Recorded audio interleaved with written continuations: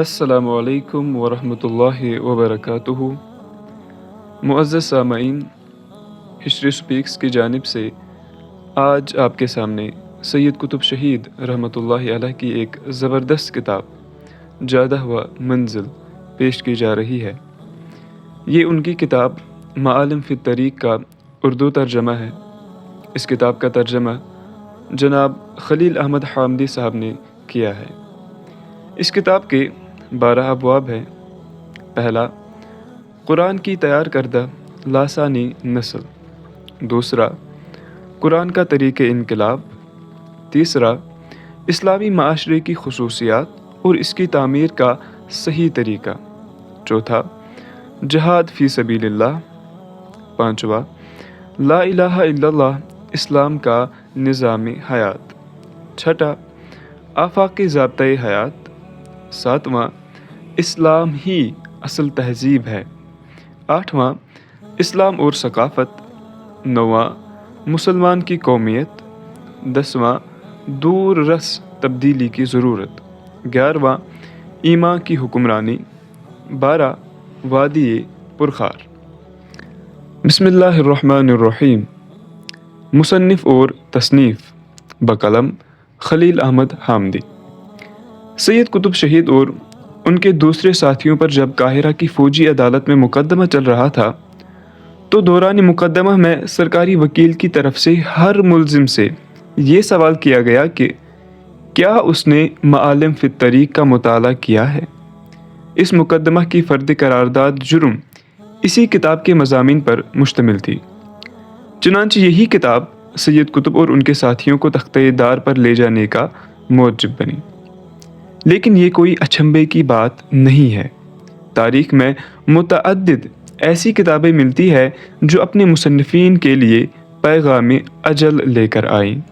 خود پاکستان کی تاریخ میں بھی اس سے ملتا جلتا ایک واقعہ پیش آ چکا ہے۔ مصر کا ایک دور وہ تھا جب وہاں بادشاہت کا سکہ رواں تھا اور جسے اب تاریخ مصر کے سیاہ باب کے نام سے یاد کیا جاتا ہے۔ اس سیاہ دور کا واقعہ ہے کہ مصر کے نامور مصنف عباس محمود العقاد، اس نے 1931 میں پارلیمنٹ میں شاہ مصر فواد الاول پر شدید تنقید کی، چنانچہ انہیں جیل بھیج دیا گیا، مگر زیادہ دن نہ گزرنے پائے کہ انہیں رہا کر دیا گیا۔ رہائی کے بعد عقاد کے ایک دوست نے ان سے یہ دریافت کیا کہ کیا یہ خبر صحیح ہے کہ احمد فواد نے وزیر اسماعیل صدیقی کو یہ ہدایت کی ہے کہ وہ آپ کو یہ مشورہ دے کہ آپ کچھ نہ کچھ معذرت پیش کر دیں تاکہ اس کی بنا پر آپ کو رہا کر دیا جائے۔ عقاد نے اس خبر کی تصدیق کرتے ہوئے کہا، دراصل احمد فواد اس بات سے ڈر گیا تھا کہ تاریخ کے صفحات پر یہ ثبت ہو جائے گا کہ اس کے عہد میں ایک اہل قلم کو آزادی فکر کی پاداش میں نظر زندہ کر دیا گیا۔ اس سیاہ دور کے بعد مصر میں 26 جولائی 1952 کی صبح ایک نئے دور کا آغاز کرتی ہے جسے اجتماعی مساوات کے عہد سے یاد کیا جاتا ہے۔ اسی عہد زریں کا واقعہ ہے کہ ایک ایسی کتاب کی تصنیف پر جس میں نہایت جچے تلے الفاظ میں اصولی بحثیں کی گئی ہیں اور کسی شخصیت کو زیر بحث نہیں لایا گیا، مصنف کو پھانسی دے دی جاتی ہے۔ ہم اسی جاویداں کتاب کا اردو ترجمہ اپنے ملک کے اہل علم کی خدمت میں پیش کرنے کی سعادت حاصل کر رہے ہیں اور چاہتے ہیں کہ قارئین تصنیف سے پہلے خود مصنف سے تعارف حاصل کر لیں۔ مصنف کے حالات زندگی اردو میں کسی نہ کسی حد تک منتقل ہو چکے ہیں، لیکن مصنف کی عبقری شخصیت کا تقاضا ہے کہ ان کے حالات کو زیادہ تفصیل اور جامعیت کے ساتھ ہند و پاک کے اہل علم و دعوت کے سامنے لایا جائے۔ خاندان قطب۔ مصنف کا اصل نام سید ہے، قطب ان کا خاندانی نام ہے۔ ان کے آبا و اجداد اصلاً جزیرۃ العرب کے رہنے والے تھے۔ ان کے خاندان کے ایک بزرگ وہاں سے ہجرت کر کے بالائی مصر کے علاقے میں آ کر آباد ہو گئے۔ انہی کی اولاد میں سے سید قطب کے والد بزرگوار حاجی ابراہیم قطب تھے۔ حاجی ابراہیم کی 5 اولادیں ہوئیں، 2 لڑکے सैयद कुतुब और मोहम्मद कुतुब, और 3 लड़कियां, हमीदा कुतुब और अमीना कुतुब। तीसरी लड़की का नाम मालूम नहीं हो सका। इन 5 बहन भाइयों में सैयद सबसे बड़े थे। इनके छोटे भाई मोहम्मद कुतुब भी बड़े साहिब इल्म व फज़ल हैं। उनके कलम से अब तक 11 से ज़ायद ज़ख़ीम किताबें मुख्तलिफ़ इस्लामी मौज़ूआत पर निकल चुकी हैं और इल्मी व तहरीकी हलकों में गैर मामूली दाद सताइश हासिल कर चुकी हैं। अमीना कुतुब भी बड़ी पढ़ी लिखी खातून है और दावत व जहाद में अपने भाइयों के शाना बशाना सरगर्म कार रही है।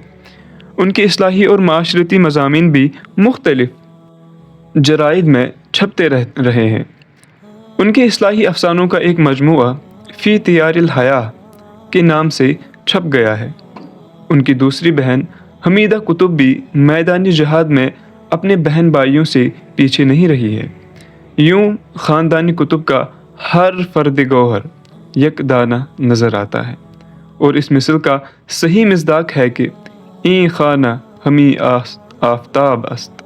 सब्र व अज़ीमत और आजमाइश व इब्तिला में भी इस ख़ानदान ने 20वीं सदी में जिस आला किरदार का नमूना पेश किया है, उसने आली यासिर की मिसाल ज़िंदा कर दी है।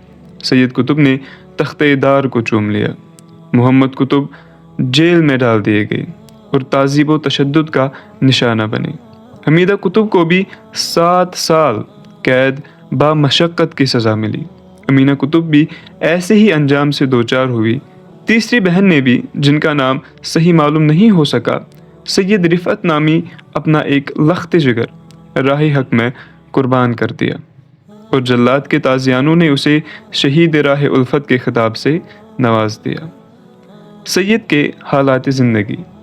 सैयद कुतुब 1906 में मिस्र के ज़िला उस्यूत के मोशा नामी गाँव में पैदा हुए। सैयद कुतुब की वालिदा का इस्म गिरामी फ़ातिमा हुसैन उस्मान था। मौसूफ़ा बड़ी दीनदार और खुदापरस्त खातून थी। उन्हें कुरान मजीद से बड़ा शगफ था। उनकी ख्वाहिश थी कि उनके बच्चे कुरान के हाफिज़ हों।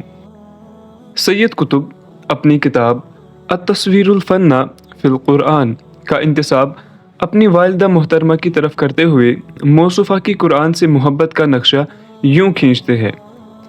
ऐ मेरी माँ, गाँव में रमज़ान का पूरा महीना जब हमारे घर पर कारी हज़रात कुरान की दिलनशीं आवाज़ में तिलावत किया करते थे, तो तू घंटों कान लगाकर पूरी महवियत के साथ पर्दे के पीछे से सुना करती थी। मैं तेरे पास बैठा जब शोर करता था, जैसे कि बच्चों की आदत होती है, तो मुझे इशारों किनायों से बाज रहने की तलकीन करती थी और फिर मैं भी तेरे साथ कान लगाकर सुनने लगता। मेरा दिल अल्फाज के साहिराना लहन से महजूज होता, अगरचे मैं उस वक्त मफ़हूम से नावाकिफ़ था। तेरे हाथों में जब परवान चढ़ा तो तूने मुझे बस्ती की इब्तिदाई मदरसा में भेज दिया।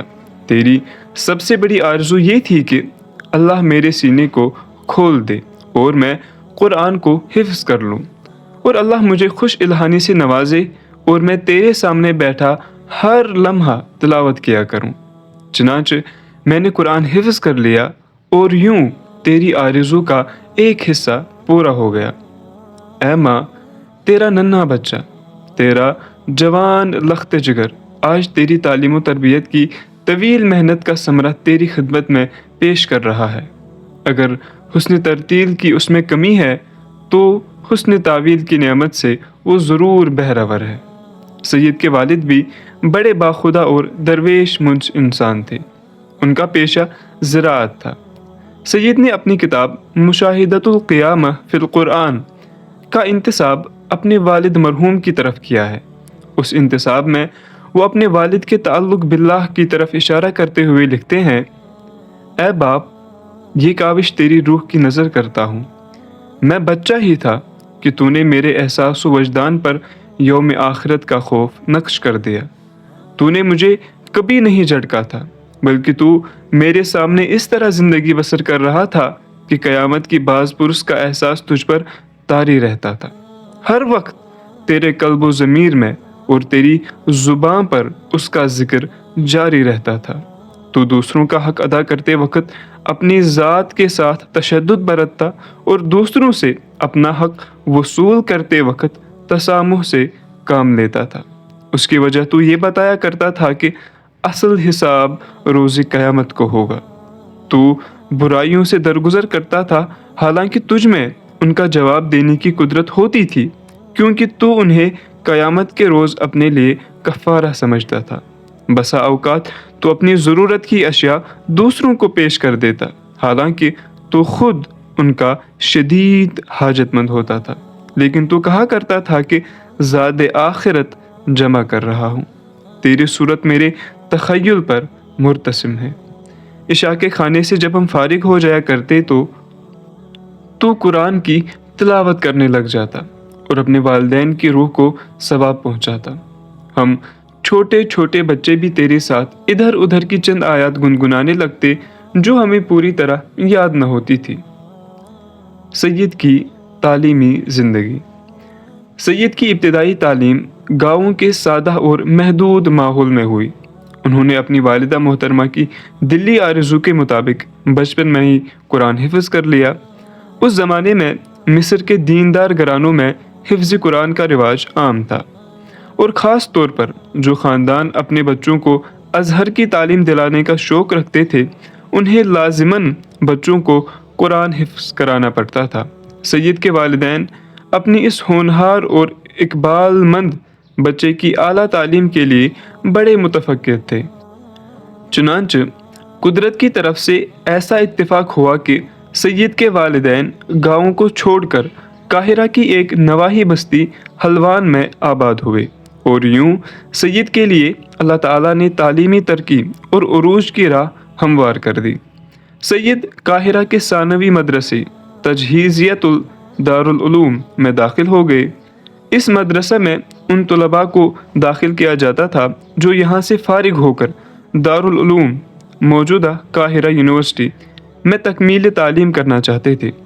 اس دور میں جس طرح دینی و شرعی علوم کی اعلیٰ تعلیم گاہ ازہر یونیورسٹی تھی، اسی طرح دارالعلوم جدید علوم و فنون کا اعلیٰ تعلیمی ادارہ تھا۔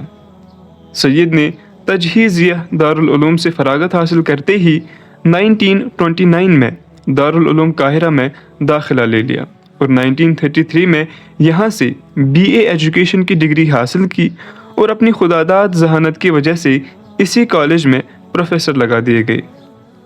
سرکاری ملازمت اور سفر امریکہ۔ کچھ عرصہ تک دارالعلوم قاہرہ میں اپنی صلاحیتوں کے جوہر دکھاتے رہے، پھر انہیں وزارت تعلیم میں انسپکٹر آف سکولز لگا دیا گیا۔ مصر میں یہ عہدہ بڑے اعزاز و افتخار کا منصب سمجھا جاتا رہا۔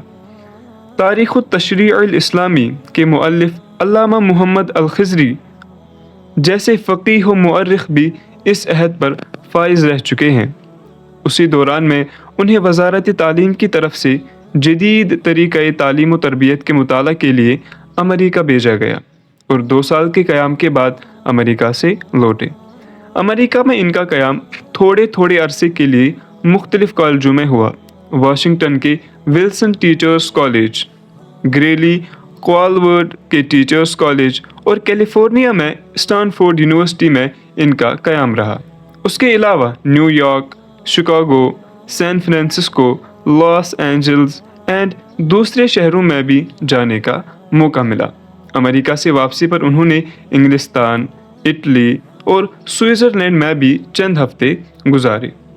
امریکہ کا مختصر قیام ان کے لیے بڑے خیر و برکت کا موجب ہوا۔ موصوف نے مادی زندگی کی تباہ کاریوں کو اپنی آنکھوں سے دیکھ لیا، چنانچہ انہیں اسلام کی حقانیت اور صداقت پر مزید اطمینان ہوا، اور وہ یقین لے کر واپس آئے کہ انسانیت کی اصل فلاح صرف اور صرف اسلام میں ہے۔ اخوان المسلمون میں شمولیت۔ امریکہ سے واپس آتے ہی انہوں نے اخوان المسلمون کی طرف توجہ دی، ان کی دعوت کا مطالعہ کیا، اور بالآخر 1945 میں وہ اخوان سے وابستہ ہو گئے۔ یہ وہ دور تھا جب دوسری عالمی جنگ ختم ہو چکی تھی، اور اخوان المسلمون کی تحریک نے عوامی پیمانے پر سیاسی مسائل میں حصہ لینا شروع کر دیا تھا۔ دوران جنگ میں انگریزوں نے آزادی مصر کا جو وعدہ کیا تھا، اخوان نے اسے فوری طور پر پورا کرنے کا مطالبہ کر رکھا تھا۔ اس سے ایک طرف اگر اخوان کی مقبولیت میں اضافہ ہو گیا تھا تو دوسری طرف انگریزی استعمار اور شاہی استبداد کی ملی بغت سے ان کے لیے تکالیف و مصائب کے نئے دروازے بھی کھل گئے تھے۔ اخوان کی مقبولیت کا یہ عالم تھا کہ 2 سالوں کے اندر اندر ان کے صرف کارکنوں کی تعداد 25 لاکھ تک پہنچ گئی تھی اور عام ارکان، ہمدردوں اور حامیوں کی تعداد اس سے بھی دوگنی تھی۔ 12 فروری 1949 میں اخوان کے مرشد عام استاذ حسن البنا شہید کیے گئے اور جماعت کو خلاف قانون قرار دیا گیا۔ آزمائش کا یہ مرحلہ مصر میں فوجی انقلاب کے قیام تک جاری رہا۔ جولائی 1952 میں فوجی انقلاب برپا ہوا، جس نے بے شک اخوان المسلمون کی آزمائش کے ایک دور کو ختم کر دیا، مگر ساتھ ہی آلام و مصائب کا ایک ایسا دور شروع کر دیا کہ بقول غالب درد کی دوا پائی، درد لا دوا پایا۔ اس آزمائش کے بعد اخوان کے اندر جن لوگوں کو نمایاں اہمیت حاصل ہوئی، ان میں ایک حسن الحزیمی جو بعد میں اخوان المسلمون کے مرشد عام منتخب ہوئے، اور دوسرے عبد القادر عودہ شہید ہیں جو جماعت کے جنرل سیکریٹری یعنی وکیل مقرر ہوئے، اور تیسرے جناب سید قطب جنہوں نے فکری میدان میں جماعت کے لیے عظیم الشان خدمات سر انجام دی۔ 1952 کے وسط میں اخوان المسلمون کی تحریک دوبارہ بحال ہوئی، فاروق کا دور جبر ختم ہوا، اخوان کے رہنما کارکن جیلوں سے رہا ہوئے، اور حسن الحزیمی کی قیادت میں قافلہ تحریک نئے ولولوں سے وقف سفر ہوا۔ استاذ سید قطب اخوان کے مکتب الارشاد مجلس عالمہ کے رکن منتخب ہوئے۔ جماعت کے مرکزی دفتر میں انہیں شعبہ توسیع دعوت کا رئیس یعنی انچارج مقرر کر دیا گیا۔ 1952 سے پہلے تو وہ جماعت کے ایک عام رکن تھے، مگر اب ان کا شمار رہنماؤں میں ہونے لگا اور انہوں نے اپنی زندگی ہمہ تن دعوت و جہاد کے لیے وقف کر دی اور مختلف پہلوؤں اور مختلف طریقوں سے اس تحریک کی خدمت کی۔ مارچ 1953 میں مصر کے معاشرتی بہبود کے سرکل نے سید قطب کو معاشرتی بہبود کی کانفرنس میں شرکت کے لیے دمشق بھیجا۔ سید موصوف نے اس کانفرنس میں متعدد لیکچر دیے، جن میں قابل ذکر لیکچر یہ تھا: التربیت الخلقیہ كوسیلۃ لتحقیق التکافل الاجتماعی، اخلاقی تربیت اجتماعی کفالت کو بروئے کار لانے کا ایک ذریعہ ہے۔ کانفرنس سے فارغ ہو کر سید موصوف نے اردن کی زیارت کو روانہ ہو گئے، مگر اردنی حکام نے انہیں سرحد پر روک لیا اور انہیں اردن میں داخل ہونے سے منع کر دیا۔ اردنی حکام کا یہ اقدام غلب پاشا کے احکام کی بنا پر عمل میں آیا تھا، جو ان دنوں اردن کے سیاہ و سفید کا مالک تھا۔ دسمبر 1953 میں سید قطب کو اخوان کے مکتب الارشاد کی طرف سے بیت المقدس میں منعقد ہونے والی اسلامی کانفرنس میں بھیجا گیا۔ اس مرتبہ چونکہ سید قطب عالم اسلامی کے وفود کے ہمراہ اردن میں داخل ہوئے تھے، اس لیے اردنی حکام کی طرف سے ان سے تعرض نہیں کیا گیا، ورنہ سید قطب کی آتشی تحریروں سے غلب پاشا کو جو چڑ تھی، اس کی بنا پر ان کا اردن میں قدم رکھنا آسان نہ تھا۔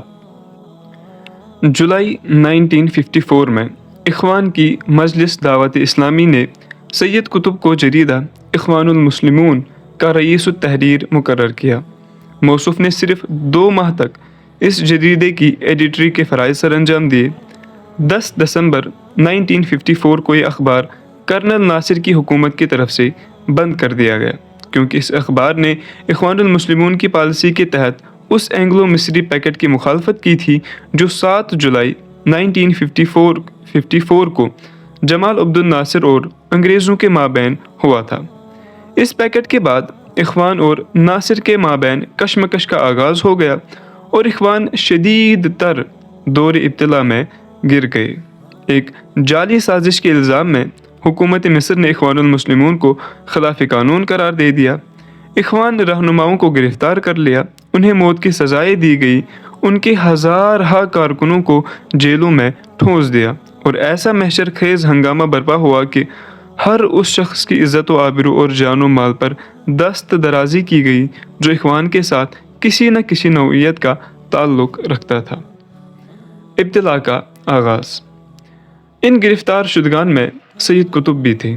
انہیں مصر کی مختلف جیلوں میں رکھا گیا، کبھی قلعہ کی جیل میں، کبھی فوجی جیل میں، اور گاہ ابو ابل کی ہولناک جیل میں۔ سید موصوف کی گرفتاری اور تعذیب کی داستان بڑی زہرہ گداز ہے۔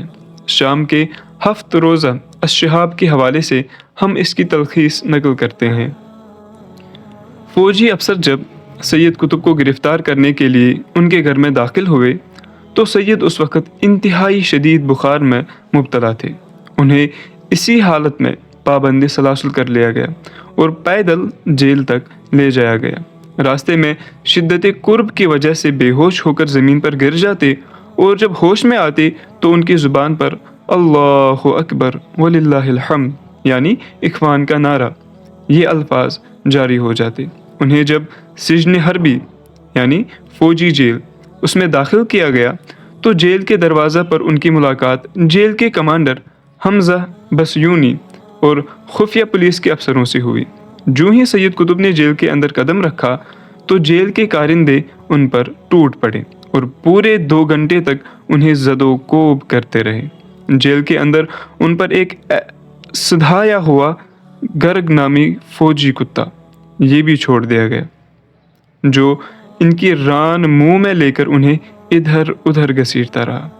اس تمہیدی کارروائی کے بعد انہیں ایک کوٹھری میں لے جایا گیا اور ان سے سوال و جواب کا سلسلہ شروع ہوا اور مسلسل 7 گھنٹے تک جاری رہا۔ سید قطب کی جسمانی طاقت اگرچہ جواب دے چکی تھی، مگر قلبی حرارت اور اطمینان و صبر کی قوت نے انہیں پتھر کی چٹان میں تبدیل کر دیا تھا۔ اس پر گوناگوں اذیتوں کی بارش ہوتی رہی، مگر وہ اللہ اکبر وللہ الحمد کے سرور جاویدانی میں مستغرق رہتے۔ رات کو جیل کی تنگ و تاریک کوٹھری میں جب ڈال دیے جاتے اور صبح کے وقت بلا ناگہ انہیں پریڈ کروائی جاتی، ان مالا یتاق مشقتوں کا نتیجہ یہ نکلا کہ وہ متعدد بیماریوں میں مبتلا ہو گئے۔ 3 مئی 1955 کو انہیں فوجی اسپتال میں منتقل کر دیا گیا۔ اس وقت موصوف امراض سینہ، قلبی ضعف، جوڑوں کے درد اور اسی نوعیت کی دوسری بیماریوں میں مبتلا تھے۔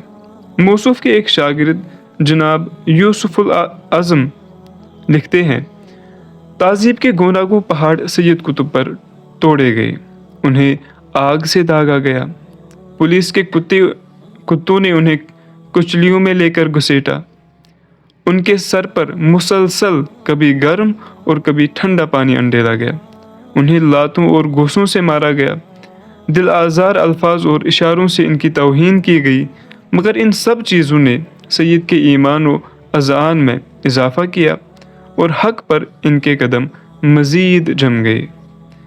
عزیمت کی ایک مثال۔ 13 جولائی 1955 کو مصر کی عوامی عدالت محکمۃ الشعب ان کی طرف سے سید قطب کو 15 سال قید بامشقت کی سزا سنائی گئی۔ عوامی عدالت کا یہ فیصلہ ان کی غیر حاضری میں سنایا گیا کیونکہ موصوف اس قدر کمزور ہو چکے تھے کہ وہ عدالت میں حاضر نہ ہو سکتے تھے۔ 15 سال قید بامشقت کا ابھی 1 سال گزرا تھا کہ جمال عبد الناصر کی طرف سے ایک نمائندہ سید قطب کے پاس جیل خانے میں بھیجا گیا۔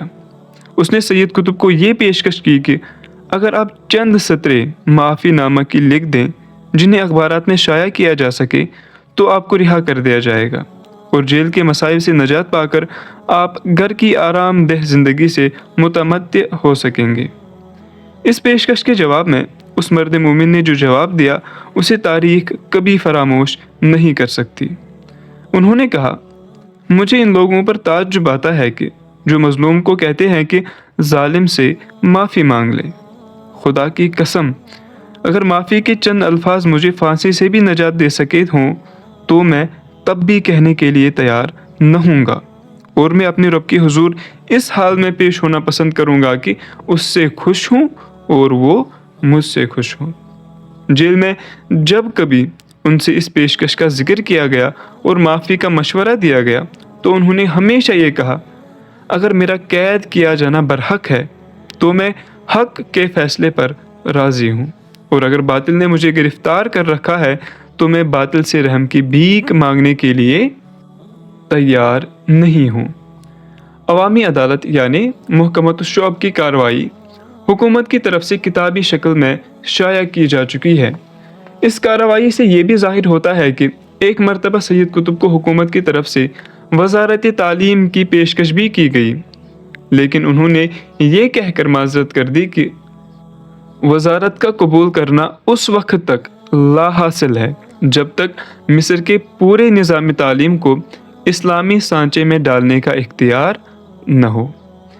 رہائی 1964 کے وسط تک سید قطب مصر کے مختلف جیل خانوں میں رہے۔ ابتدا کے 3 سال تو انہوں نے انتہائی اذیت اور عذاب میں گزارے، مگر بعد میں جبر و تشدد کا سلسلہ ہلکا کر دیا گیا اور ان کے اعزاء و اقارب کو بھی ملاقات کی اجازت مل گئی، اور خود انہیں بھی جیل کے اندر اپنے علمی مشاغل جاری رکھنے کی سہولت کسی حد تک مہیا ہو گئی۔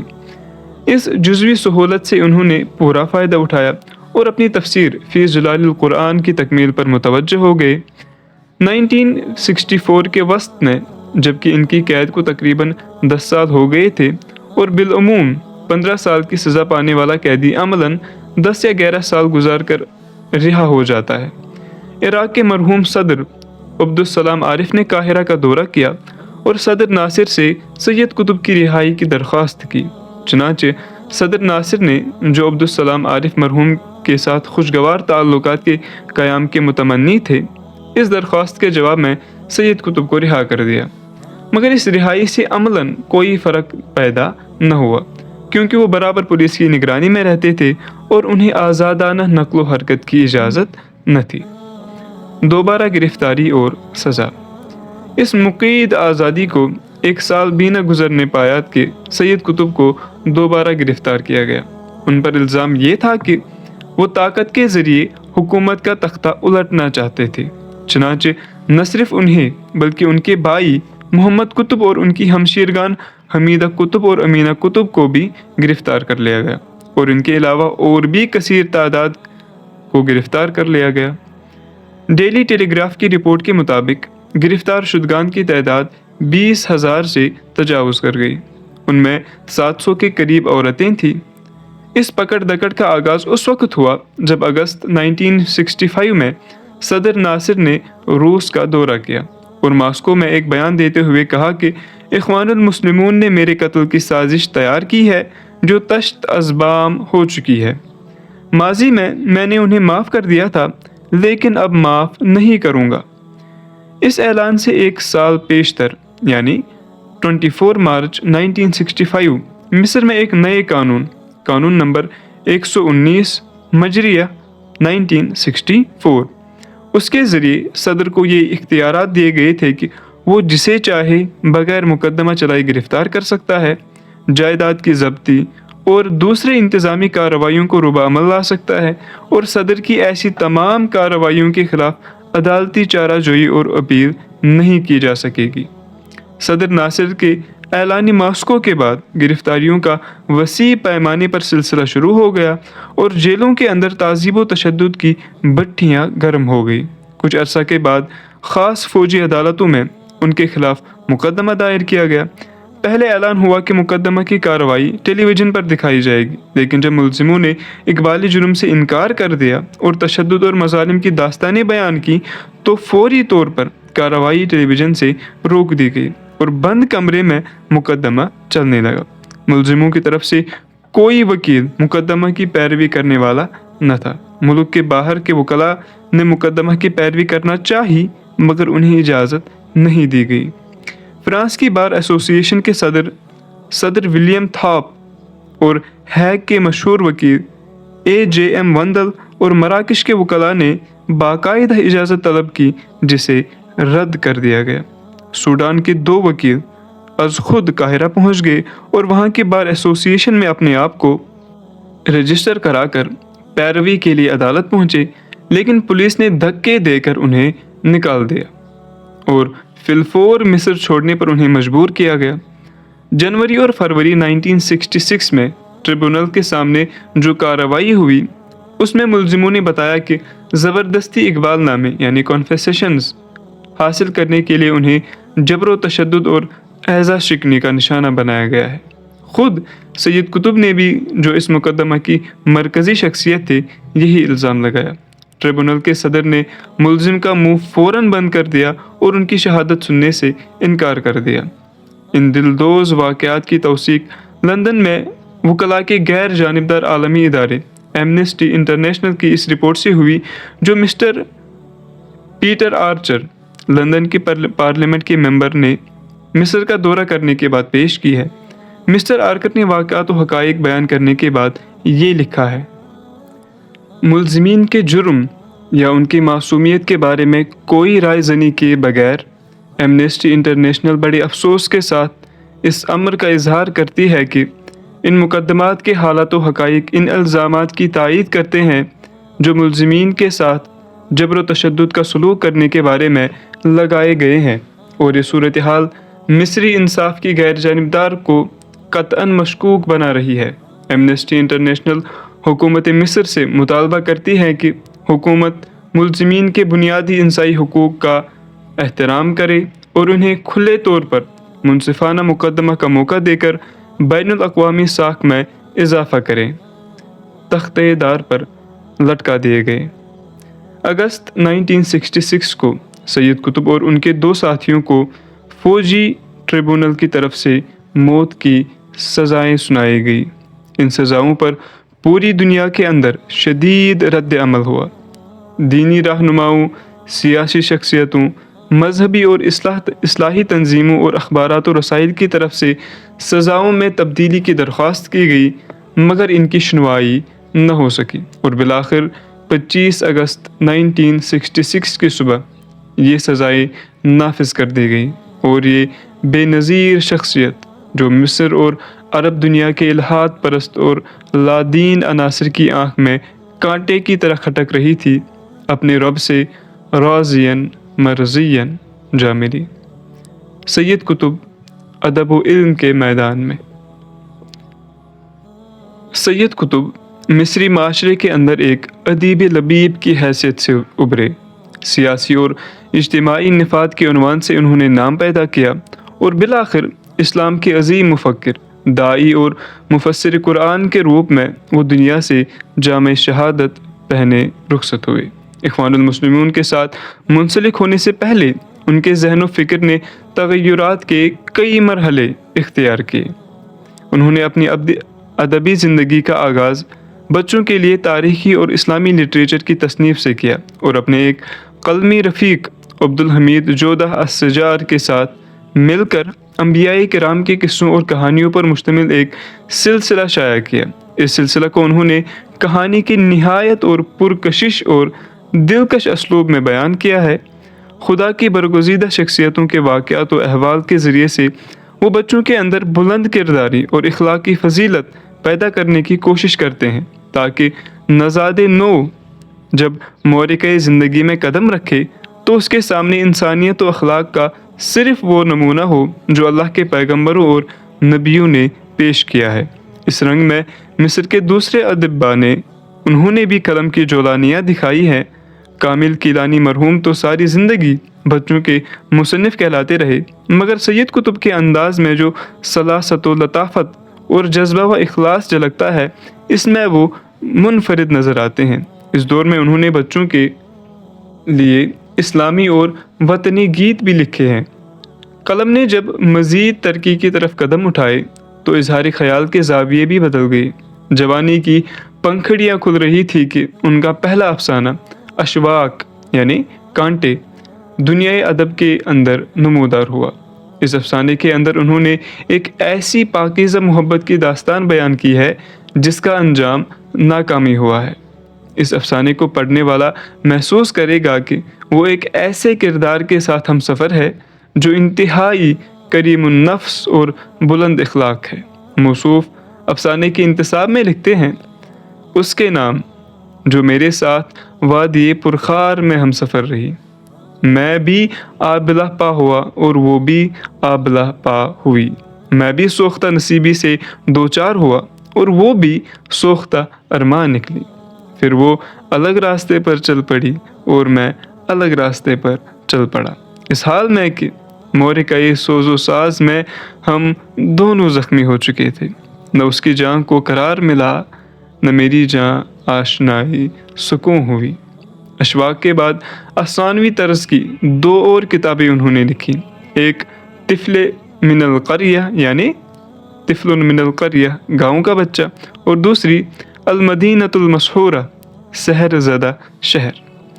پہلی کتاب میں انہوں نے داستان کے رنگ میں اپنی بچپن کی زندگی اور دیہاتی ماحول کا نقشہ کھینچا ہے۔ دیہاتی زندگی کی سادگی اور طہارت، دیو مالائی کہانیاں، بیماریاں، جہالت، سخاوت، رواداری اور جوش انتقام الغرض ہر پہلو کو بڑے لطیف اسلوب میں بیان کیا ہے۔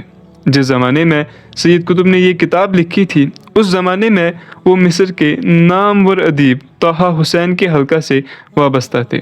طہ حسین کے طرز سے اس قدر متاثر تھے کہ انہوں نے اپنی یہ کتاب بھی ہو بہو طہ حسین کی الایام کے رنگ میں لکھی اور اسے منسوب بھی طہ حسین کے نام کیا، کہ امید ہے کہ وہ اس کہانی کو بھی الایام کے چند ایام کی حیثیت سے قبول فرمائیں گے۔ المدینۃ المسحورہ محض ایک ادبی داستان ہے اور عہد ماضی کے شاہی محلات کا عکس پیش کرتی ہے۔ سید نے اپنی زندگی میں صرف یہ 3 افسانے رقم کیے ہیں۔ اس دور کی ایک اور بے نظیر کتاب الاطیاف الاربعہ ہے۔ اس کتاب کی تالیف میں 4 بہن بھائی سید قطب، محمد قطب، حمیدہ قطب اور امینہ قطب شریک ہیں۔ ان میں سے ہر ایک نے انسان دوست اہل قلم کی حیثیت سے انسانی زندگی کی واردات کو بیان کیا ہے۔ انسان کی خدمت، انسان سے محبت اور انسانیت کے لیے قربانی کا جذبہ چاروں کے اندر قدر مشترک ہے۔ سید موصوف کو طالب علمی کے دور میں شعر و ادب اور صحافت سے دلچسپی پیدا ہو گئی تھی۔ دارالعلوم قاہرہ میں ان کی طالب علمی اور پھر پروفیسری کا جو زمانہ گزرا ہے، وہ ان کے ادبی ذوق کو نکھارنے اور اسے ترقی دینے میں بڑا ممد ثابت ہوا۔ اس دور میں انہوں نے قاہرہ کے چوٹی کے ادباء اور ارباب صحافت سے راہ و رسم پیدا کر لی تھی۔ پہلے طہ حسین کے حلقہ ارادت سے منسلک ہوئے، بلکہ طہ حسین کے پرائیویٹ سیکریٹری بھی رہے، اور پھر عباس محمود العقاد کی مجلس ادب اور علم کے گلے سرسبد بنے۔ مصطفیٰ صادق الرافعی کی طہ حسین اور عقاد کے سامنے ٹھنی رہتی تھی۔ مصطفیٰ صادق الرافعی 20ویں صدی کے جاہز تھے۔ ان کی انشا پردازی میں قرآنی ادب کی چاشنی ہوتی تھی۔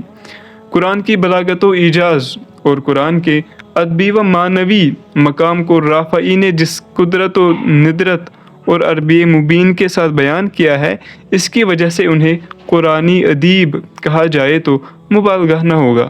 طہ حسین اور عقاد ان کے مقابلے میں ہیچ نظر آتے ہیں۔ رافعی اور عقاد کے مجادلات میں سید قطب عقاد کا دفاع کرتے رہے۔ یہ دفاع اگرچہ دفاع ناکام تھا، مگر سید قطب کو اس سے یہ فائدہ حاصل ہوا کہ ان کے ادب و انشاء کا رشتہ خداوند عالم کی کتاب اعجاز کے ساتھ بند گیا۔ انہوں نے ادبی ذوق کی سیرابی اور اسالیبی بلاغت اور اصولی ایجاز کی جستجو میں قرآن کا مطالعہ کیا، اور اسی مطالعہ کے دوران میں اللہ تعالیٰ نے ان پر اپنی حکمت و ہدایت کے دروازے بھی وا کر دیے۔ یہ سید کے اخلاص، پاکیزگی اور طلب صادق کا کرشمہ ہے کہ قرآن نے انہیں ادب کے لازوال خزانے بھی عطا کیے اور ہدایت کا ابدی نور بھی ارزانی فرمایا۔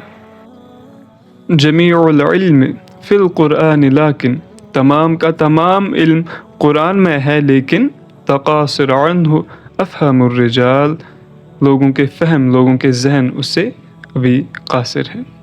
نئے ذہن و ذوق کے تقاضے میں سید قطب کے قلم سے جو گوہر ہائے بے بہا دنیائی ادب کی زینت میں اضافہ کا موجب ہوئے، وہ یہ ہے: پہلا، مشاہدۃ القیامہ فی القرآن۔ اس کتاب میں سید قطب نے مناظر قیامت بیان کیے ہیں۔ یہ مناظر قرآن کی 114 سورتوں میں سے 80 سورتوں میں 150 مواقع پر بیان کیے گئے ہیں۔ موصوف لکھتے ہیں، اس کتاب میں نے جو چیز بیان کی ہے اسے میں نے مناظر کا نام دیا ہے۔ منظر میں تصویر، حرکت اور تاثیر کے پہلو بھی شامل ہوتے ہیں۔ چنانچہ مصنف نے آخرت کے مناظر کی جو نقشہ کشی کی ہے اور جس حیرت انگیز اور مؤثر اسلوب میں واقعہ نگاری کی ہے وہ تعریف و توصیف سے بالا ہے۔ پڑھنے والا صرف الفاظ ہی سے محظوظ نہیں ہوتا بلکہ آیات جنت کو پڑھتے ہوئے جنت کے لذائذ اور آیات دوزخ پڑھتے ہوئے دوزخ کی شعلہ سامانیوں کو بھی محسوس کرتا ہے۔ یہ کتاب نہ صرف دعوت کے نقطۂ نظر سے بے مثال ہے بلکہ ادب و فن کا بھی شاہکار ہے۔ سید قطب نے ماہر انشا پرداز اور تخلیقی صلاحیتوں سے مالا مال فنکار کے منہ قلم سے اس کتاب کو زندہ جاوید صحیفہ بنا دیا ہے۔ دوسرا، التصویر الفن فی القرآن، یہ 200 صفحات پر مشتمل کتاب ہے۔ سید قطب کا قلم قرآن کے موضوع پر بڑی پختگی، خود اعتمادی اور دقت رسی کے ساتھ چلتا ہے، بلکہ یوں کہنا چاہیے کہ قرآن ان کا اصل موضوع ہے۔ التصویر الفن میں انہوں نے قرآن کی ادبی قدر و قیمت اجاگر کی ہے۔ قرآن کی جادو بیانی کا منبع، قرآن کیسے سمجھا گیا، قرآن کے مناظر کی فنی نقشہ کشی، حسی تخیل، فن کے لحاظ سے نظم کلام، قرآنی قصوں کے اغراض و مقاصد، قصہ گوئی میں فن اور دین کا امتزاج، قصہ کے فنی خصائص، قصہ میں واقع نگاری کا جز، قرآن کے انسانی نمونے، وجدانی منطق اور قرآن کا طریق دعوت، ان تمام پہلوؤں پر سیر حاصل بحث کی گئی ہے۔ الجمع العلمی العربی عربک اکیڈمی کے تبصرہ کی روح سے آج تک اس طرز کی کوئی کتاب اس جامعیت کے ساتھ نہیں لکھی گئی۔ یہ دونوں کتابیں مصر کے مشہور ادارے دارالمعارف نے شائع کی اور علمی و ادبی حلقوں میں انہیں بڑی مقبولیت حاصل ہوئی۔ مراکش کے مشہور عالم و ادیب علال الفاسی، ان کے الفاظ ہیں، یہ دونوں کتابیں بتاتی ہیں کہ مصنف عربی زبان و ادب میں بہت اونچا مرتبہ رکھتا ہے اور قرآن کے اعجازی اسلوب کا اسے پختہ مذاق حاصل ہے۔ اسی دور میں ادبی نقد و نظر پر بھی ان کے 2 کامیاب کتابیں سامنے آئی۔ النقد الادبی، اصول و مناجہ، تنقید کے اصول و مناہج، اور طٰہٰ حسین کی کتاب مستقبل الثقافہ پر تنقید۔ عربی ادبیات کا طالب علم ان دونوں کتابوں سے صرف نظر کر کے عربی ادب کے جدید رجحانات کا کامل احاطہ نہیں کر سکتا۔ مصنف نقاد کے فرض اور عارفیت پر روشنی ڈالتے ہوئے لکھتے ہیں، نقاد کا اصل کام فن کے لحاظ سے ادبی کام کی اصلاح ہے۔ نقاد یہ واضح کرتا ہے کہ جس ادبی کوشش کا وہ نقد و احتساب کر رہا ہے، موضوع کے لحاظ سے اس کی قدر و قیمت کیا ہے، اظہار و بیان اور احسان و وجدان کی روح سے اس کا کیا معیار ہے، چمنستانی ادب میں اس کا کیا مقام ہے، ادبی ذخیرے میں اس سے کیا کچھ اضافہ ہوا ہے، ادیب ماحول سے کس حد تک اثر پذیر اور ماحول پر کس حد تک اثر انداز ہوا ہے، ادیب کی وجدانی اور بیانی خوبیاں کیا ہے، وہ نفسیاتی اور خارجی عوامل کیا ہیں جو ادیب کی تربیت و ساخت کے لیے حصہ لے رہے ہیں۔ صحافت کی طرف رخ۔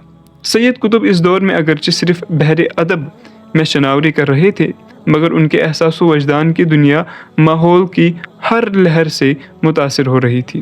یہ وہ دور تھا جب مصر کے سینہ پر انگریزی استعمار دھندنا رہا تھا۔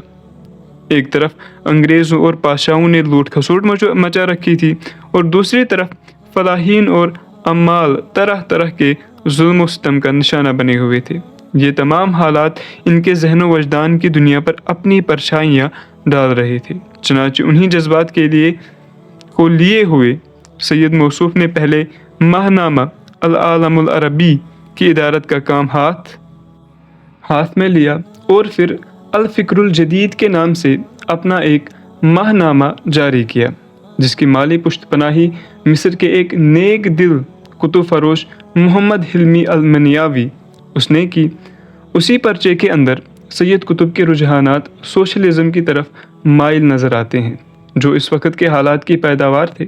चुनांचे इस पर्चे में उन्होंने मुतवातिर मिस्र के जागीरदारी निज़ाम और पाशाओं की दानियों पर हमले किए और सरमायादाराना इस्तेहसाल को चैलेंज किया। हालांकि उस वक्त जागीरदारी निज़ाम पूरी कुव्वत के साथ कायम था, पाशाओं का तबके औज कमाल पर था और सरमायादारियत मुल्क की ज़मामी इक़्तिदार पर काबिज़ थी।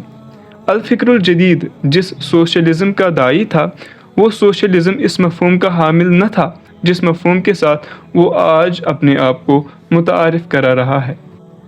उनका सोशलिज़म सरमायादारियत और जागीरदारी के जुल्म सितम के ख़िलाफ़ था और इस्लाम की तलवार से उनका ख़ात्मा करना चाहता था। दौलत की ज़ख़ीरा अंदोज़ी और उजारादारी को कुरान की आयत की रोशनी में नाजायज़ साबित करता था और कुरान के इक़्तिसादी निज़ाम की तरफ रुजू की दावत देता था। उनका बुनियादी नज़्मुल ऐन अदल व इंसाफ का क़याम, गुरबा और मसाकीन की दस्तगीरी और ज़ेर दस्तों को ज़बरदस्तों के मज़ालिम से नजात दिलाना था। सफ़र अमेरिका के नताइज। उसी ज़माने में सैयद मौसूफ़ को अमेरिका जाने का मौका मिल गया। वहाँ उन्होंने मगरिब की मादी तहज़ीब और इसकी क़यामत सामानियों का बचश्म खुद मुशाहिदा किया। उनके सामने मगरिब का मसनूई जमहूरी निज़ाम था जिसमें रंग व नस्ल की बुनियाद पर इंसान और इंसान में तफरीक रवा जारी रखी थी और गोरा इंसान काले इंसान पर इंसानियत सोज़ मज़ालिम तोड़ रहा था। चनांचे उन्हें यकीन हो गया कि जिस मगरिब की जमहूरियत नवाजी का दुनिया में डोल पीटा जा रहा है वो इंसानियत से कोसों दूर है और सिर्फ़ इस्लाम ही वो दीन हक़ है जो इंसानियत को फलाह व कामरानी से हमकिनार कर सकता है। वो जब अमेरिका से वापस आए तो उनके दिल में नस्ली इम्तियाज़, खोखले जमहूरी निज़ाम और इंसाफ व हुर्रियत के झूठे मुद्दइयों के ख़िलाफ़ जज्बात का शदीद तलातुम बरपा था और दूसरी तरफ उनके दिल में इस्लाम की कदर व कीमत बढ़ गई और इस्लामी इक़दार व तालीमात से उनकी शेफ्तगी दोबाला हो गई। अमेरिका से वापसी पर उन्होंने अपने उन तासुरात को अमेरिका अल्लती रअयतु, अमेरिका जिसे मैंने देखा, एक नामी किताब में पेश किया। अमेरिका का सफ़र उनके लिए ज़िंदगी का ज़बरदस्त इनकलाब बनकर आया। वापसी पर वो हमतन इस्लाम के मुताला के लिए वक्फ़ हो गए और इस्लाम के असल माखज़ से तशनगी बजाने में मशगूल हो गए। उनके मुताला व जस्तजू का हाल ये था कि उनके यौमिया मुताला के औकात 10 घंटों से कम न होते थे। उसी मुताला की बदौलत उनका ताल्लुक़ मिस्र की इस्लामी तहरीक से कायम हुआ और यूं ज़हनी इनकलाब का सफ़र जो मुशाहिदतुल क़ियामा फ़िल कुरान की तसनीफ़ से शुरू हुआ था, इख़वानुल मुस्लिमून की अमली तहरीक से वाबस्तगी पर मंतज हुआ। उनकी मशहूर और मौरिकतुल आरा किताब अल अदालतुल इज्तिमाइया फ़िल इस्लाम, यानी इस्लाम का अदल इज्तिमाई, इसी दौर की तसनीफ़ है। अल अदालतुल इज्तिमाइया की तालीफ़ अल अदालतुल इज्तिमाइया फ़िल इस्लाम 1948 में पहली मरतबा मंज़र आम पर आई। अब तक उसके 7 एडिशन निकल चुके हैं। हर एडिशन में सैयद मौसूफ़ अपने ताज़ा मुताला की बुनियाद पर तरमीम व इजाफ़ा करते रहे हैं। इस किताब के 7वीं बाब में सैयद मौसूफ़ ने हज़रत मुआविया और बनु उमय्या के बारे में जिस नुक्ते नज़र का इजहार किया था, 7वीं एडिशन में उन्होंने इसमें मुकम्मल तब्दीली कर दी थी और कोई काबिल एतराज़ बात बाकी नहीं रहने दी। ये तब्दीली अय्यामी असीरी में कर दी गई थी, मगर हालात की वजह से उसकी तबाअत की कोई सबील पैदा न हो सकी। उनकी शहादत के बाद ये तरमीम एडिशन छप चुका है और अरब ममालिक में वसी पैमाने पर तकसीम हो रहा है। इस किताब के दुनिया की मुख्तलिफ़ ज़ुबानों में तर्जमे हो चुके हैं। इसका अंग्रेज़ी तर्जमा सोशल जस्टिस इन इस्लाम के नाम से American council of learned societies Washington की जानिब से 1953 में शाया हो चुका है। फ़ारसी, टर्की, इंडोनेशी एंड उर्दू में भी तर्जमे छप चुके हैं। इसका उर्दू तर्जमा इस्लाम का अदल इज्तिमाई, इसके नाम से इस्लामिक पब्लिकेशंस लाहौर ने शाया किया। ये तर्जमा हमारे दोस्त मोहतरम डॉक्टर मोहम्मद नजातुल्लाह सिद्दीकी उन्होंने किया है, जो कि भारत से हैं। तफसीर फ़ी ज़िलालिल कुरान سید قطب کا سب سے عظیم کارنامہ ان کی تفسیر قرآن ہے، جو فی ظلال القرآن کے نام سے 8 جلدوں میں چھپ چکی ہے۔ دنیا کی دوسری زبانوں میں بھی اس کے ترجمے ہو رہے ہیں۔ فارسی میں درسائیہ قرآن کے نام سے اس کے 10 پارے چھپ چکے ہیں۔ اس تفسیر کا آغاز انہوں نے 1954 کی اسیری سے پہلے کر دیا تھا اور جیل میں اسے پائے تکمیل تک پہنچا دیا۔ یہ اصطلاحی معنی میں تفسیر نہیں ہے اور نہ متداول تفسیر کے اسلوب میں اسے لکھا گیا ہے۔ یہ دراصل ان تاثرات سے عبارت ہے جو مطالعہ قرآن کے دوران میں ان پر طاری ہوئے ہیں، لیکن ان اثرات کو مصنف نے اس طرح پیش کیا ہے کہ قرآن کی ایک آیت کے اندر دعوت و اصلاح اور تنبیہ و تذکیر اور نور و عرفان کے جو سمندر موجزن ہیں، ان کا عکس کاغذات کے صفحات پر منتقل ہو گیا ہے۔ فی ظلال القرآن قرآن کے زیر سایہ 6 بنیادی خوبیوں کی حامل ہے۔ پہلا، بلند پایہ ادبی اسلوب، جس میں سید قطب اکثر قدیم مفسرین اور محدثین سے بھی بڑھ گئے ہیں۔ دوسرا، تمام معروف تفاسیر سے انہوں نے استناد کیا ہے اور ان سے اخذ کردہ معلومات کو اپنی تفسیر میں اس عالمانہ انداز سے سمو دیا ہے کہ یہ تفسیر ادبی مقالات کا مجموعہ نہیں بلکہ معلومات کا دائرۃ المعارف بن گئی ہے۔ تیسرا، اسرائیلیات سے یہ تفسیر مکمل طور پر خالی ہے۔ چوتھا، معتزلہ اور خوارج اور اشاعرہ اور ماتریدیہ اور فقہ کے مختلف مکاتب فکر کے نزاعات سے جو عام عربی تفسیروں کے اندر ملتے ہیں، ان سے یہ تفسیر خالی ہے۔ پانچواں، پوری جامعیت اور تفصیل کے ساتھ ہر بحث کو ادا کیا ہے۔ اس کے بعد کسی اور کتاب کی طرف رجوع کرنے کی کوئی ضرورت محسوس نہیں ہوتی۔ چھٹا، پوری تفسیر کے اندر ایک ایسی شفاف اور پاکیزہ روح جلوگر نظر آتی ہے جو یقین و اذعان کی دولت اور ایمان و عقیدہ کی گہرائی اور صبر و عزیمت کی نعمت سے لبریز ہے۔ اس چیز نے تفسیر کو ایک متحرک زندگی اور رواں دواں اسلامی تحریر کی کتاب ہدایت کی شکل دے دی ہے۔ یہی وجہ ہے کہ دنیا کے تمام علماء نے اس تفسیر کی بڑی تعریف و توصیف کی ہے، اور باوجود یہ کہ یہ مکمل طور پر چھپ چکی ہیں اور مکتبوں سے بآسانی مل سکتی ہے، مگر عرب ممالک کے اخبارات اور رسائل اسے مسلسل اپنے کالموں میں نقل کر رہے ہیں۔ تمام تصانیف ایک نظر میں۔ سید موصوف کی تمام تصانیف کی تعداد 22 ہے، جن کی مکمل فہرست یہ ہیں۔ پہلا، فی ظلال القرآن قرآن کے زیر سایہ، العدالۃ الاجتماعیہ فی الاسلام اسلام کا عدل اجتماعی، مشاہد القیامہ فی القرآن قرآن میں قیامت کے مناظر، التصویر الفنہ فی القرآن قرآن کے فنی پہلو، معرکۃ الاسلام والرأسمالیہ اسلام اور سرمایہ داری کی کشمکش، السلام العالمی والاسلام عالمی امن اور اسلام، دراسات اسلامیہ اسلامی مقالات، النقد الادبی اصول و مناہج ادبی تنقید کے اصول و مناہج، النقد الادبی اصولہ و مناہجہ ادبی تنقید کے اصول و مناہج، نواں مستقبل الثقافہ پر تنقیدی نظر، 10واں کتب و شخصیات کتابیں اور شخصیتیں، 11واں اسلامی معاشرہ کے خد و خال، 12واں امریکہ التی رأیت امریکہ جسے میں نے دیکھا، اشواق یعنی کانٹے، 14 طفل من القریہ گاؤں کا بچہ، المدینۃ المسحورہ شہر زدہ شہر، الاطیاف الاربعہ چاروں بہن بھائیوں کے افکار و تخیلات کا مجموعہ، القصص الدینیہ انبیاء کے قصے باشتراک جودہ اسحار، قافلۃ الرقیق مجموعہ اشعار، حلم الفجر مجموعہ اشعار، الشاطئی المجہول مجموعہ اشعار، زندگی کے اندر شاعر کا اصل وظیفہ، معالم فی الطریق نشان راہ، ہم نے اس کا نام جادہ و منزل تجویز کیا ہے، شعر و سخن سے شغف۔ سید موصوف کی طبع رسا نے شعر و سخن کے اندر بھی جولانیاں دکھائی ہیں ان کے اشعار کے 3 مجموعے چھپ چکے ہیں۔ شعر و سخن سے ان کا لگاؤ ان کی ادبی زندگی کے آغاز میں ہو گیا تھا۔ بڑے بڑے اساتذہ کی صحبت نے اس جذبے کو مہمیز کا کام دیا۔ ان کی شاعری میں تمام اصناف سخن ملتے ہیں، البتہ قصیدہ سرائی اور مدح گوئی کو انہوں نے ہاتھ نہیں لگایا۔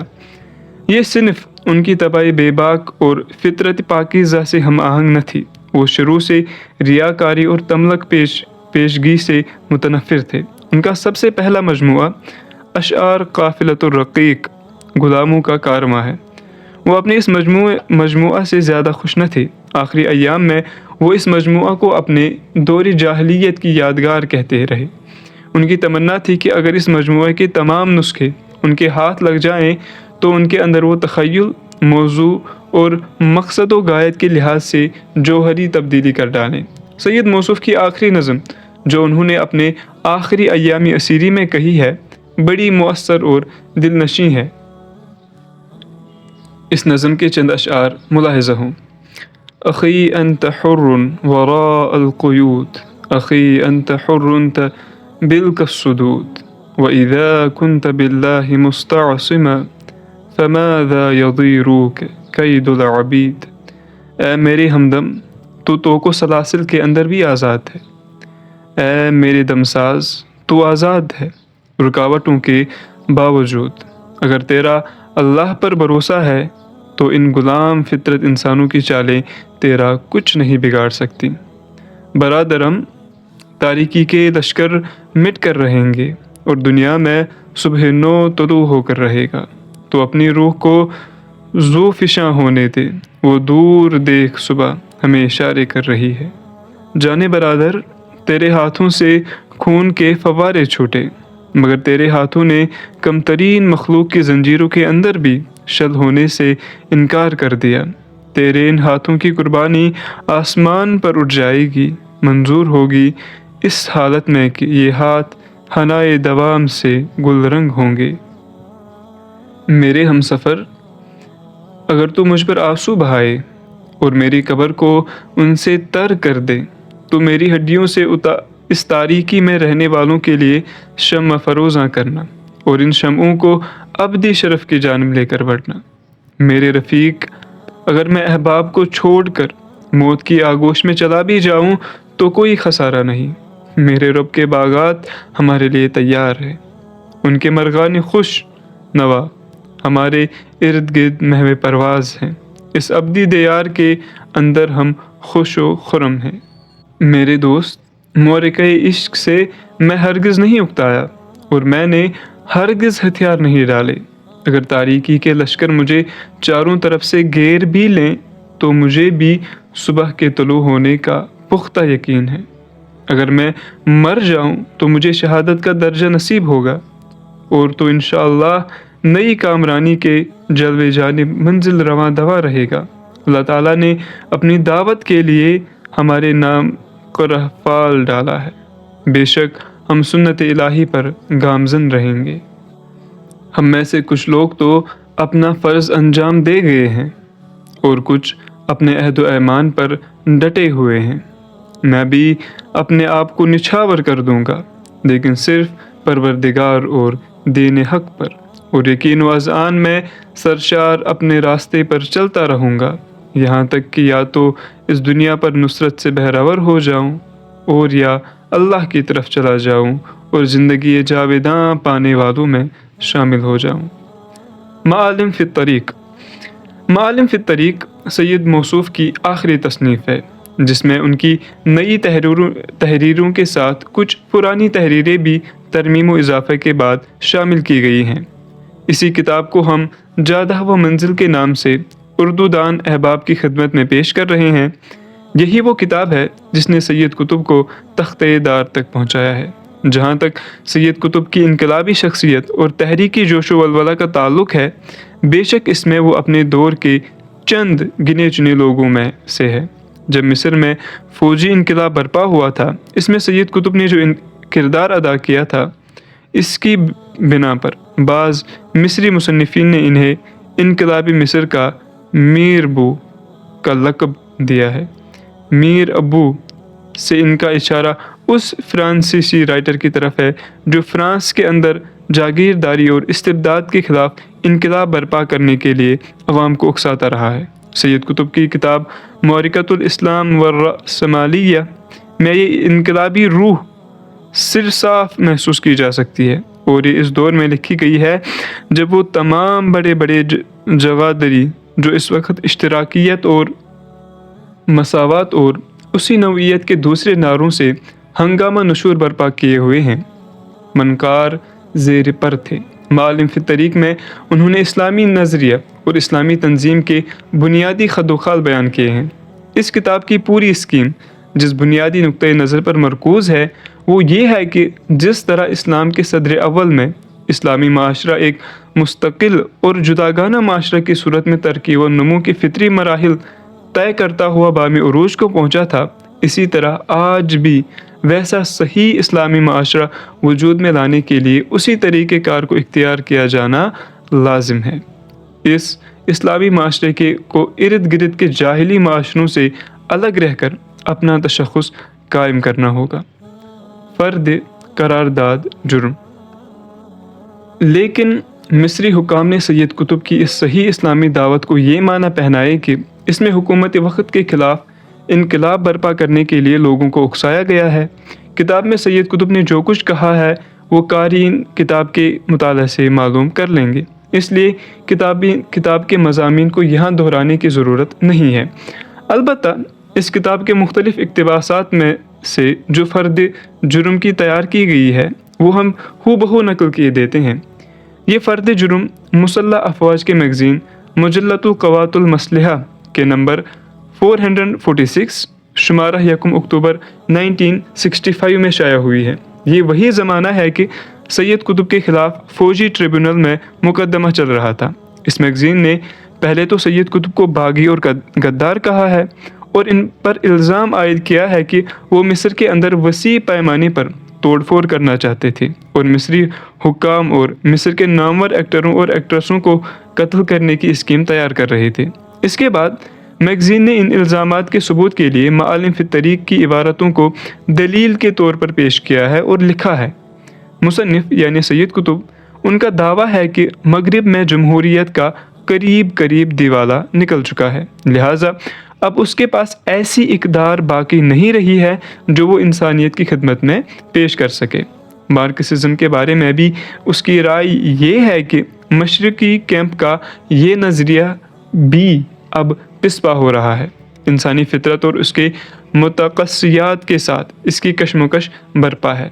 یہ نظریہ صرف پامال شدہ اور ذبح ماحول کے اندر پنپ سکتا ہے۔ اس کے بعد مصنف یہ فیصلہ دیتا ہے کہ اب انسانیت کو نئی لیڈرشپ کی ضرورت ہے جو مادی تہذیب کو جس تک انسانیت یورپ کے عبقری ذہن کی بدولت پہنچی ہے قائم اور بحال رکھ سکے اور اسے مزید نشو و نما دے سکے۔ وہ کہتا ہے یورپ کی علمی تحریک بھی اب اپنا رول ادا کر چکی ہے اور 18ویں اور 19ویں صدی کے دوران اس میں وہ اپنے کمال کو پہنچ گئی ہے۔ اب اس کے پاس کوئی سرمایہ حیات باقی نہیں رہا ہے۔ یہی حال وطنی اور قومی نظریات کا ہے، لہٰذا امت مسلمہ کے وجود کو بحال کیا جانا ناگزیر ہے۔ ان خیالات کے بعد مصنف یہ دعویٰ کرتا ہے کہ آج دنیا جاہلیت کے اندر غرق ہے۔ اس جاہلیت نے دنیا کے اندر اللہ کے اقتدار پر اور اللہ کی حاکمیت پر جو الوہیت کی صفت خاص ہے غاصبانہ قبضہ کر رکھا ہے۔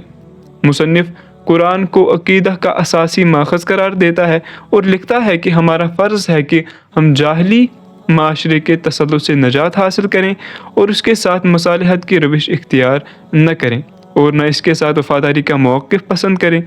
ہمارا مشن موجودہ جاہلی نظام کو بنیادی طور پر تبدیل کر ڈالنا ہے، لہٰذا ہمیں اپنی اقدار اور تصورات میں ذرہ بر بھی تبدیلی نہ کرنی چاہیے اور نہ جاہلی نظام کے ساتھ کسی مقام پر سودا بازی کا خیال تک کرنا چاہیے۔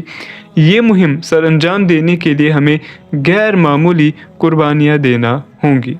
اس فیصلے کے بعد مصنف مختلف اسالیب اختیار کر کے یہ دعوت دیتا ہے کہ عرضی اقتدار کے خلاف انقلاب برپا کر دو جس نے الوہیت کی صفت خاص پر غاصبانہ قبضہ کر رکھا ہے۔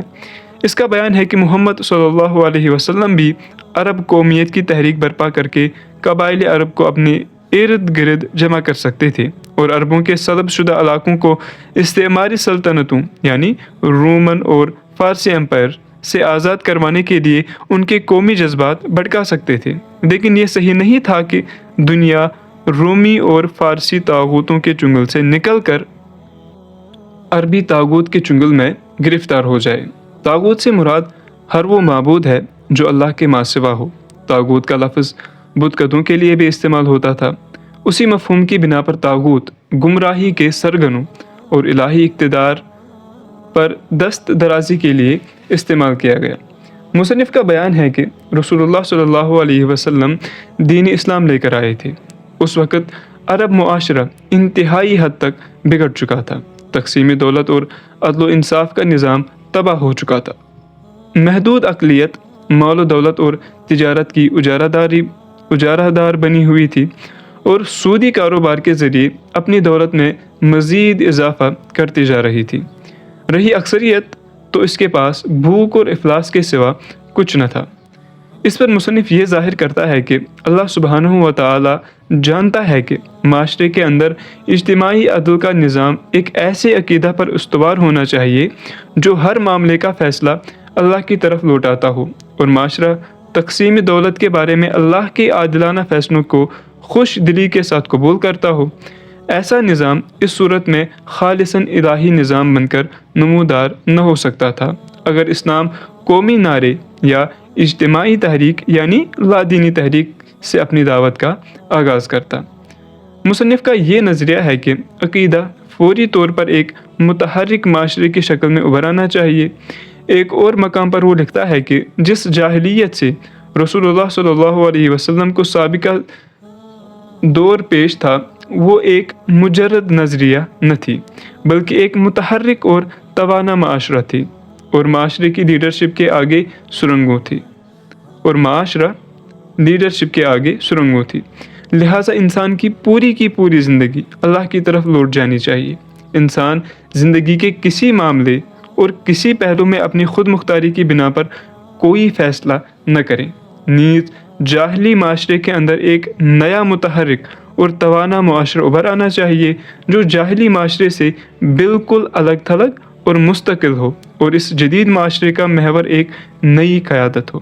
رسول اللہ صلی اللہ علیہ وسلم کی حین حیات یہ قیادت آپ کے لیے مخصوص تھی اور آپ کے بعد ہر وہ قیادت یہ منصب سنبھال سکتی ہے جو انسانوں کو صرف اللہ کی الوہیت، حاکمیت، اقتدار اور شریعت کے آستانہ پر جھکائے۔ جو شخص یہ گواہی دے کہ اللہ کے سوا کوئی الہ نہیں ہے اور محمد اللہ کے رسول ہیں وہ جاہلیت کے متحرک معاشرے سے قطع تعلق کرے جس سے وہ نکل کر اسلامی معاشرے میں داخل ہو رہا ہو۔ اسی طرح جاہلی قیادت سے بھی رشتہ منقطع کر لیں، چاہے وہ کاہنوں، پروہتوں، جادوگروں اور قیافہ شناسوں کی مذہبی قیادت ہو یا سیاسی، اجتماعی اور اقتصادی قیادت ہو جیسا کہ قریش کو حاصل تھی۔ وہ اپنی تمام تر وفاداریاں نئے اسلامی معاشرے یا اسلامی جماعت کے لیے مخصوص کر دیں۔ مسلم معاشرہ ایک کھلا ہوا معاشرہ ہوتا ہے۔ اس میں ہر نسل و قوم اور ہر رنگ و لسان کے لوگ شامل ہو سکتے ہیں۔ چنانچہ اسلامی تہذیب کبھی بھی محض عربی تہذیب یا قومی تہذیب نہ تھی بلکہ وہ ہمیشہ اسلامی اور نظریاتی تہذیب تھی۔ مصنف یہ تسلیم کرتا ہے کہ اللہ تعالیٰ نے اپنے رسول کو حکم دیا ہے کہ جو قتال کے لیے آئے اسے قتال کیا جائے اور جو قتال سے دستبردار ہو جائے اس سے ہاتھ روک لیا جائے۔ لیکن بائیں ہمہ مصنف یہ بھی کہتا ہے کہ اسلام نے صرف دفاع کے لیے جہاد نہیں کیا بلکہ اسلام روز اول سے یہ نصب العین رکھتا ہے کہ ان تمام نظاموں اور حکومتوں کو ختم کیا جائے جو انسان پر انسان کی حاکمیت قائم کرتی ہے۔ اسلام کے غلبہ کے بعد افراد کو فکری آزادی نہیں ہوگی، وہ اپنی منشا سے جس دین کو چاہے اختیار کرے۔ مصنف نے قرآن کی آیات سے ثابت کیا ہے کہ اگر اسلامی معاشرے کے قیام میں راستے میں مادی موانع حائل ہو رہے ہوں تو ان کا طاقت کے ذریعے ازالہ ضروری ہے۔ یہ مصنف کی طرف سے ایک گپلا ہے۔ قرآن کی جن آیات سے اس نے استشہاد کیا ہے وہ قتال فی سبیل اللہ کی دعوت دیتی ہے، نہ کہ قتل و غارت گری پر اکساتی ہے۔ لیکن بائیں ہمہ مصنف نے باصرار کئی مقامات پر طاقت کا لفظ استعمال کیا ہے، اور وہ بار بار اس سے یہ مراد لیتا ہے کہ رکاوٹوں کا ازالہ، رائج الوقت نظام کا خاتمہ، قوانین کا ابطال۔ وہ کہتا ہے اگر اللہ تعالیٰ نے ایک مخصوص وقت میں جماعت مسلمہ کو جہاد سے روک دیا تھا تو یہ صرف منصوبہ بندی کا تقاضا تھا، اصولی فیصلہ نہ تھا۔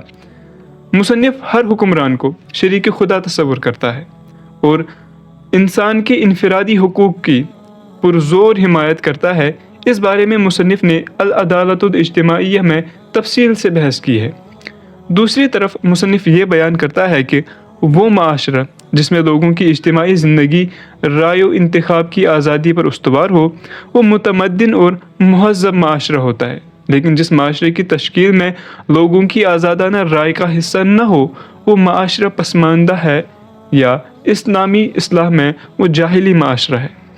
یہ ہے وہ فرد جرم جو سید قطب پر لگائی گئی اور اسے معالم فی الطریق کے مضامین سے کشید کیا گیا ہے، اور یہ ثابت کرنے کی کوشش کی گئی ہے کہ سید قطب نے اس کتاب میں انقلاب کی اسکیم پیش کی ہے، اور اپنے بہن بھائیوں اور رفقا کی مدد سے وہ اس اسکیم کو نافذ کرنا چاہتے ہیں۔ سید قطب اور مولانا مودودی رحمۃ اللہ علیہم اجمعین۔ مصر کے ماہنامہ الکاتب نے، جو مصر کی کمیونسٹ عناصر کا ترجمان ہے، سید قطب اور ان کے ساتھیوں کے خلاف عدالتی کارروائی کے دوران ایک مفصل مضمون شائع کیا تھا۔ اس مضمون کا عنوان ہے اخوان کے تشدد پسندانہ نظریات کے ماخذ۔ اس مضمون کے آغاز میں مضمون نگار نے لکھا ہے، فوجی ٹریبونل نے معالم فی الطریق کے ماخذ پر بھی بحث کی ہے۔ چنانچہ ایک موقع پر ٹریبونل کے صدر نے سید قطب سے یہ سوال کیا کہ کیا یہ خیالات تم نے ابوالعلا مودودی کی تصنیفات سے نہیں نقل کیے؟ سید قطب نے جواب دیا، میں نے مولانا مودودی کی کتابوں سے استفادہ کیا ہے۔ عدالت کی طرف سے پھر یہ سوال کیا گیا کہ تمہاری دعوت اور ابوالعلا مودودی کی دعوت میں کیا فرق ہے؟ سید نے کہا، لا فرق، کوئی فرق نہیں ہے۔ اس کے بعد مضمون نگار، جو مصر کی کمیونسٹ پارٹی کا اہم رکن ہے، لکھتا ہے، اسلامی اتحاد کا نظریہ برطانوی استعمار اور امریکی امپیریلزم کا ایجاد کردہ ہے، اور 1947 سے اسے اشتراکیت کے خلاف استعمال کیا جا رہا ہے۔ اس نظریے کی جنم بھومی پاکستان ہے، پاکستان میں ہی یہ پیدا ہوا اور پھلا پھولا ہے۔ مودودی اسی ملک میں رہتا ہے۔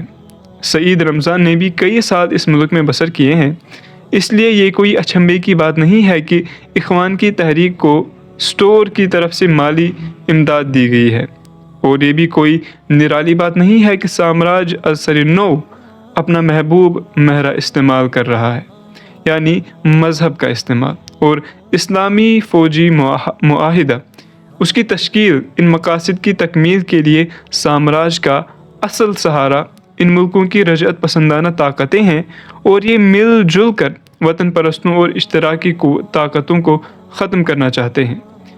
ان تمہیدی کلمات کے بعد مضمون نگار نے دعویٰ کیا ہے کہ سید قطب نے مولانا مودودی کے افکار و نظریات کا سرقہ کیا ہے اور انہیں معالم فی الطریق کے اندر مدون کر دیا ہے۔ مضمون نگار نے اپنے دعوے کے ثبوت میں پہلے مولانا مودودی اور جماعت اسلامی کی تاریخ بیان کی ہے، اور اس کے بعد مولانا مودودی اور سید قطب کے افکار کا موازنہ کیا ہے۔ وہ لکھتا ہے کہ سید قطب نے اپنی کتاب میں حاکمیت اور جاہلیت اور ایسی ہی دوسری جو اصطلاحیں استعمال کی ہے وہ مودودی کا نتیجہ فکر ہے، جنہیں وہ عرصے دراز سے استعمال کرتے چلے آ رہے ہیں۔ چنانچہ مضمون نگار نے اس کے ثبوت میں مولانا مودودی کی مختلف تصنیفات، مثلاً اسلامی قانون، دعوت اسلامی اور اس کے مطالبات، اسلامی تحریک کی اخلاقی بنیادیں، مسلمانوں کا ماضی اور حال اور مستقبل، اسلام کا نظام حیات وغیرہ سے مفصل اقتباسات پیش کیے ہیں۔ اسی طرح پردے اور عورت کے بارے میں اور انفرادی ملکیت کے بارے میں سید قطب کے نظریات کو مولانا مودودی کے نظریات کا چربہ بتایا ہے کہ عورت کے بارے میں مولانا مودودی کا جو نظریہ ہے اسی کی بنا پر سید قطب قاہرہ کی ایکٹریسوں اور ایکٹروں کو ختم کرنا چاہتے تھے، مضمون نگار نے ساری بحث کے بعد آخر میں یہ نتیجہ نکالا ہے کہ سید قطب کی تصنیف معالم فی الطریق در حقیقت مولانا مودودی کی تحریروں کی تشریح اور تفسیر ہے، اور لکھا ہے کہ اس کتاب کا ایک لفظ بھی ایسا نہیں ہے جس کی بنیاد اور جڑ مودودی کی تحریروں میں نہ ہو۔ فرق صرف یہ ہے کہ مودودی صاف گو ہے اور سید قطب ایچ پیچ کے ساتھ بات کہتا ہے۔ بہرحال اب اصل کتاب قارئین کے سامنے ہے، وہ خود اندازہ کر سکتے ہیں کہ سید قطب کی اصل دعوت کیا ہے۔ رہی یہ بات کہ سید قطب اور مولانا مودودی کے افکار میں ہم آہنگی یا توارد ہے، تو اس میں کیا تعجب کی بات ہے؟ جو شخص بھی صاف ذہن اور اخلاص و عزیمت کے ساتھ کتاب و سنت کا مطالعہ کرے گا، وہ اسی نتیجے پر پہنچے گا جس پر سلف صالحین پہنچے تھے، یا جو آج مولانا مودودی، سید قطب اور دوسرے علماء حق بیان کر رہے ہیں۔ وآخر دعوانا ان الحمد للہ رب العالمین۔ خلیل احمد حامدی، اچھرہ، لاہور، 1 مارچ 1968۔ اعوذ باللہ من الشیطان الرجیم۔ ان الذین قالوا ربنا اللہ ثم استقاموا تتنزل علیہم الملائکہ ألا تخافوا ولا تحزنوا وأبشروا بالجنة التي كنتم توعدون نحن أولياؤكم في الحياة الدنيا وفي الآخرة وَلَكُمْ فِيهَا مَا تَشْتَهِي أَنفُسُكُمْ وَلَكُمْ فِيهَا مَا تَدَّعُونَ نُزُلًا مِّنْ غَفُورٍ رَّحِيمٍ۔ جن لوگوں نے کہا کہ اللہ ہمارا رب ہے اور وہ پھر اس پر ثابت قدم رہے، یقیناً ان پر فرشتے نازل ہوتے ہیں اور ان سے کہتے ہیں کہ نہ ڈرو، نہ غم کرو اور خوش ہو جاؤ اس جنت کی بشارت سے جس کا تم سے وعدہ کیا گیا ہے۔ ہم اس دنیا کی زندگی میں بھی تمہارے ساتھی ہیں اور آخرت میں بھی، وہاں جو کچھ تم چاہو گے تمہیں ملے گا، اور ہر چیز جس کی تم تمنا کرو گے وہ تمہاری ہوگی۔ یہ ہے سامان ضیافت اس ہستی کی طرف سے جو غفور و رحیم ہے۔ حامیم سجدہ، آیت 30، 31، 32۔ صدق اللہ العظیم۔ معزز سامعین، اللہ تعالی ہمارے علم و عمل میں برکت دے۔ انشاءاللہ ملتے ہیں اگلے ویڈیو میں مقدمہ مصنف اور باب اول کے ساتھ۔ السلام علیکم ورحمۃ اللہ وبرکاتہ۔